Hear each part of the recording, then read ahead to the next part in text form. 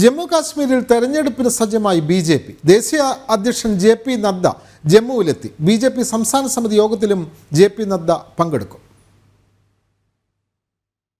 ജമ്മു കശ്മീരിൽ സെപ്റ്റംബറിന് മുൻപ് നിയമസഭാ തെരഞ്ഞെടുപ്പ് നടക്കും. ഈ പശ്ചാത്തലത്തിലാണ് ബി.ജെ.പി. തെരഞ്ഞെടുപ്പിന് സജ്ജമാകുന്നത്.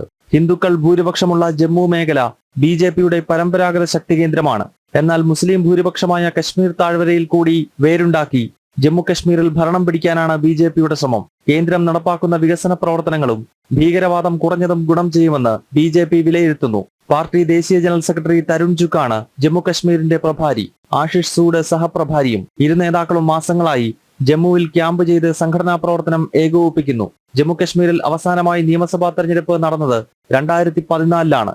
അന്ന് 28 സീറ്റ് നേടി PDP ഏറ്റവും വലിയ കക്ഷിയായപ്പോൾ 25 സീറ്റുമായി ബി.ജെ.പി. രണ്ടാമത്തെ വലിയ കക്ഷിയായി. തെരഞ്ഞെടുപ്പിന് മുന്നോടിയായി കശ്മീരിൽ മണ്ഡല പുനർനിർണയം പൂർത്തിയായി. 37 സീറ്റുകളുണ്ടായിരുന്ന ജമ്മു മേഖലയിൽ മണ്ഡലങ്ങളുടെ എണ്ണം 43ആയി. കശ്മീർ താഴ്വരയിൽ നേരത്തെ 46 ആയിരുന്നുവെങ്കിൽ ഒരു സീറ്റ് കൂടി വർദ്ധിപ്പിച്ച് 47ആയി. പാക് അധിനിവേശ ജമ്മു കശ്മീരിൽ 24 സീറ്റുകൾ ഒഴിച്ചിട്ടിട്ടുണ്ട്. മണ്ഡല പുനർനിർണയത്തോടെ ജമ്മു കശ്മീർ നിയമസഭയുടെ അംഗബലം 114ആയി ഉയർന്നു. ജനം, ഡൽഹി.